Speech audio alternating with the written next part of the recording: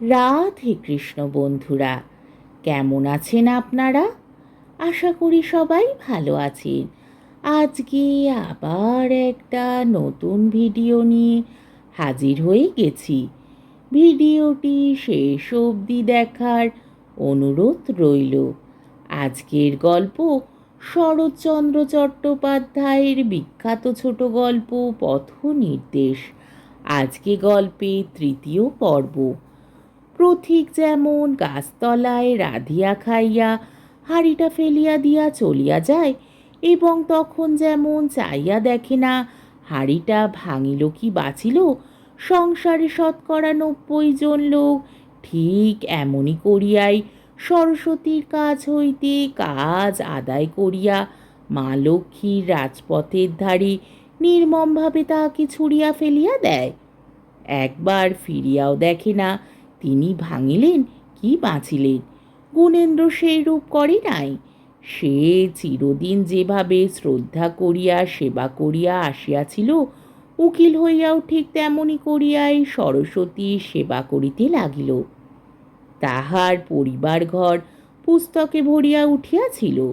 সেই ঘরের মধ্যে হেমনলিনী ভারী আশ্রয় পাইল। গুণেন্দ্র গুছানো প্রকৃতির লোক ছিল না বলিয়া তাহার যে পুস্তক একবার আলমারির বাহির হইত, তাহা শীঘ্র আর ভিতরে প্রবেশ করিতে পাইত না। টেবিল চেয়ার অবশেষে নিচের গালিচার ওপর পড়িয়া পড়িয়া সুদীর্ঘকাল পরে যদি কোনো গতিকে নন্দার সাহায্যে ভিতরে প্রবেশ করিত, আবশ্যক হইলে আর বাহির হইত না, এমনই মিশিয়া যাইত। একটা পুস্তকের তালিকাও তাহার ছিল বটে, কিন্তু সেটাকে কাজে লাগাইবার কিছুমাত্র উপায় ছিল না। হেম এই বিশৃঙ্খলা ২-৪ দিনের মধ্যেই ঠিক করিয়া ফেলিল। একদিন একটা আলমারি খালি করিয়া সমস্ত বই নিচে নামাইয়াছে। এমন সময় গুণেন্দ্র ঘরে ঢুকিল। তাহাকে দেখিয়া হেম বলিল, গুণী দাদা, এই বইগুলো ওই আলমারিতে, আর ওই বইগুলো এই আলমারিতে রাখলে ভারী সুবিধে হয়। গুণেন্দ্র চাইয়া দেখিয়া বলিল, কি সুবিধে হয়? হেম বলিল, বা সুবিধে হবে না? দেখছো না এই বইগুলো এটাতে রাখলে কেমন? গুণেন্দ্র গম্ভীর হইয়া বলিল, দেখতে পাচ্ছি বটে, খুব সুবিধে হবে। হেম একটা চৌকির ওপর বসিয়া পড়িয়া বলিল, যাও, করব না, তোমার ভালো করতে নেই। গুণেন্দ্র একখানা বই তুলিয়া হাসিয়া বাহিরে চলিয়া গেল। এই ঘরটিতে হেমনলিনী দিবারাত্র থাকিত বলিয়া গুণেন্দ্র আজকাল তাহার শোবার ঘরে বসিয়াই পড়াশুনো করিত। একদিন রবিবারে দুপুরবেলা হেম বাহির হইতে ডাকিয়া বলিল, গুণীদা, আসব? গুণী ভিতর হইতে বলিল, এসো। হেম ঘরে ঢুকিয়াই বলিল, তুমি সব সময় শোবার ঘরে বসে বই পড়ো কেন? দোষ কি? এ ঘরে কি বিদ্যে কম হয়? তোমার পড়বার ঘরে কি এতদিন কম হয়েছিল? গুণেন্দ্র বলিল, কম হয়নি বটে, কিন্তু কাঁচা হয়েছিল। এই ঘরে সেগুলো পাকছে। হেম প্রথমে হাসিয়া উঠিল, কিন্তু কথাটা বুঝিতে না পারিয়া গম্ভীর হইয়া বলিল, তোমার কেবল তামাশা, একটা কথাও কি তুমি সোজা করে বলতে জানো না? গুণী নিঃশব্দে হাসিতে লাগিল, জবাব দিল না।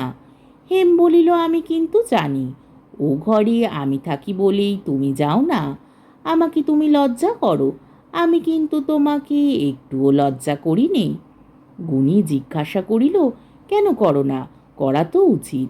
হেম হাত দিয়া এক গোছা চুল কপালের উপর হইতে পিঠের দিকে সরাইয়া দিয়া বলিল, তোমাকে আবার লজ্জা করতে যাব কি? তুমি কি পর? সে হবে না গুণীদা, চলো সে ঘরে। বলিয়া সে বইগুলো তুলিয়া লইয়া বাহির হইয়া গেল।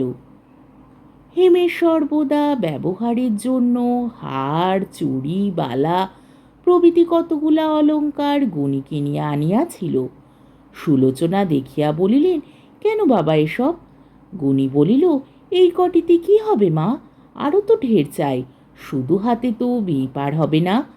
সুলোচনা আর কথা কইতে পারিলেন না, কিন্তু তিনি মনে মনে উদ্বিগ্ন হইয়া পড়িতেছিলেন। এই দুটিতে কেমন করিয়া যে এত সত্বর এত আপনার হইয়া গেল, এই কথা তিনি যখন তখন ভাবিতে লাগিলেন। একদিন তিনি গুণীকে ডাকিয়া বলিলেন, এই সামনের অঘ্রাণ যেন বয়ে না যায় বাবা, যেমন করে হোক ওর বিয়ে দিতেই হবে, মেয়ে বড় হয়ে উঠেছে।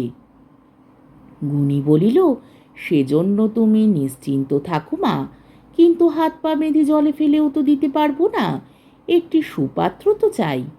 সুলোচনা দীর্ঘ নিঃশ্বাস ফেলিয়া বলিলেন, সুপাত্র অপাত্র ওর অদৃষ্ট গুণী, আমাদের কাজ আমরা করব, তারপরে ভগবানের হাত। সে ঠিক কথা মা, বলিয়া গুণী চলিয়া গেল। তাহার মুখের ওপর দিয়া একটা কালো ছায়া ভাসিয়া গেল। সুলোচনা তাহা লক্ষ্য করিয়া আর একটা দীর্ঘ নিঃশ্বাস ফেলিয়া নিজের কাজে চলিয়া গেলেন।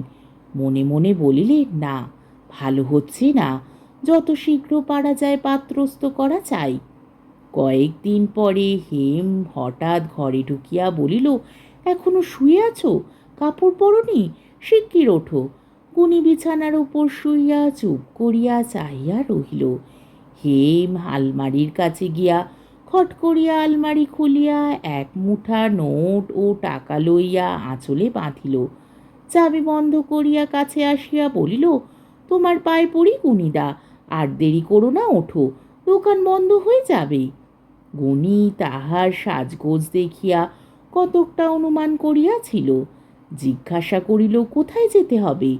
হেম ব্যস্ত হইয়া বলিল, বেশ, গাড়ি তৈরি করতে বলে দিয়েছি 1 ঘন্টা আগে, এখন তুমি বলছো কোথায় যেতে হবে?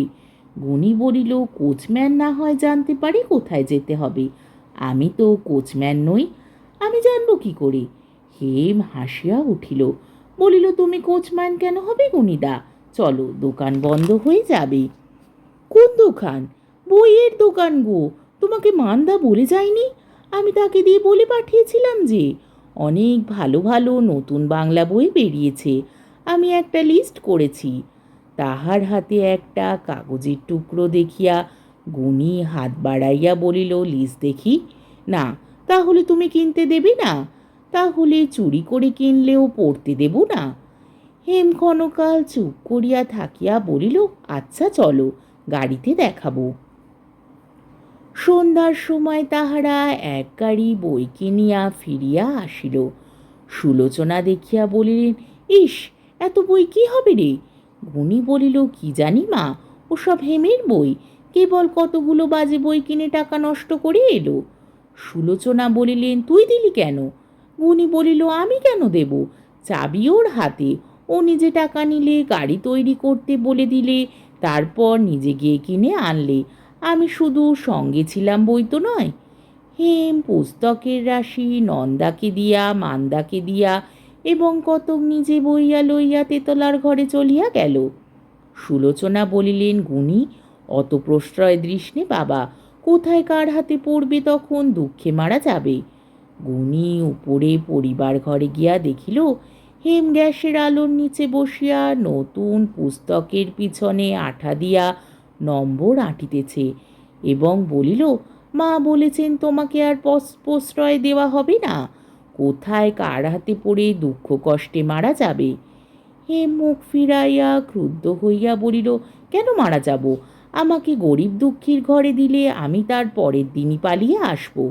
গুণী হাসিয়া বলিল, তবে সেই ভালো। হেম আর জবাব দিল না, কাজ করিতে লাগিল। গুণেন্দ্র কিছুক্ষণ নিঃশব্দে তাহার দিকে চাহিয়া থাকিয়া অতি ক্ষুদ্র একটি নিঃশ্বাস দমন করিয়া লইয়া নিজের ঘরে চলিয়া গেল।